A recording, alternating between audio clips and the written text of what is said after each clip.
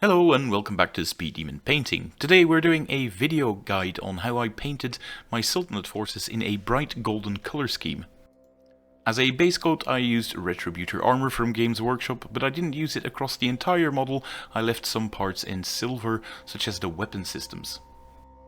Now you will also notice that some of the parts are still left on the sprue, and that is how I often paint these weapons when they are not yet magnetized.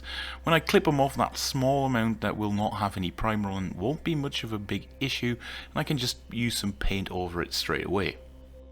I used this lovely green metallic color called Siren Green from Green Stuff World to pick out some details on my ship as well. A small little tip, I often magnetize my ships for easy transport, and this allows me to use some leftover cookie lid jars that I can just clamp the model onto for some easy painting, and I use this as a sort of paint handle as well.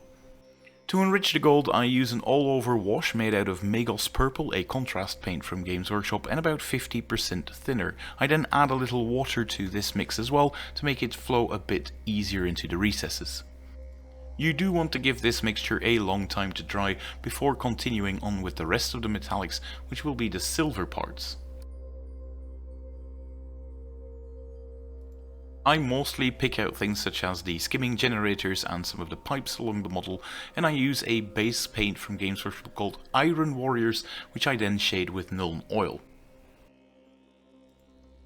Once all of these base coats and washes are dry, I basically go over the entire model with a dry brush of silver. This is Vallejo silver, but any silver such as Stormhost silver will do.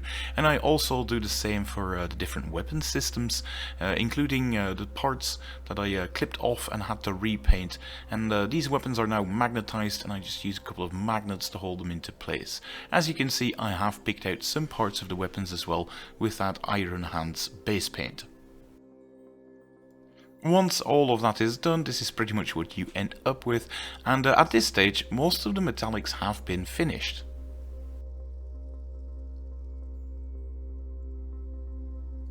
The only part that is really left to do is to do the weapon systems, and for this I use a contrast paint called Blood Angels Red to go over the silver parts, which means that the metallic elements will still shimmer through a bit, and to add a bit of shading and depth to it I will go over a shade of Nuln Oil with it as well. However, this does kill some of the luster of the metallics, so as a final stage I apply some gloss coat across all of the different metallics to give them that sort of very vibrant and rich candy red gloss appearance. I do the same for all the golden parts as well, and basically the entire ship is coated in this basic gloss coat. You can use an airbrush for this, but hand application will do just as well. In fact, the next stage might actually be easier if you do it by hand. The next stage is painting the decking in white. Well, I don't use perfect white, I use pale grey blue from Vallejo, and this is a coat that requires 3 thin coats on there as well.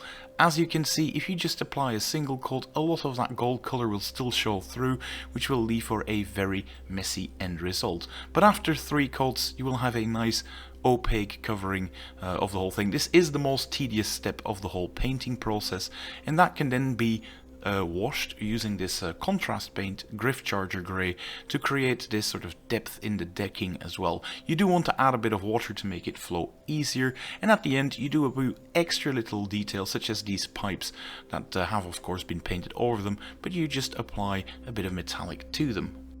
Once the decking is done, you can actually glue down the main ballista on top of the ship because yes, this won't form any more hindrance for accessibility, and all that is left to do is all the rubber parts from the hovercraft system at the bottom. For this I use a heavy blue-grey extra opaque color from Game Color, which covers really well, so only a single coat is needed, and I go over that with some Black Templar, which also covers really well, so a single coat is all that you need. And this is the end result. You get a very nice matte dull finish on the rubber parts at the bottom, which contrasts really nicely with the shiny bright metallics used on the rest of the ship. Now that this model is complete, the whole Abydos set is finished. I went for the Sabah, obviously that was used in this video, but on top of that I decided to go for 3 Mesektet skimmers for the other Mass 2 ones. These are sort of skirmishers that work better at long range, so I opted for some rocket batteries on these because they go very well with the heavy torpedoes that they have.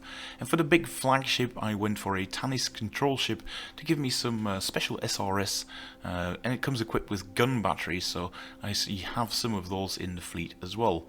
On top of that, I also painted up the portals in a very bright Tamiya clear red, which still allows them to be see-through and transparent.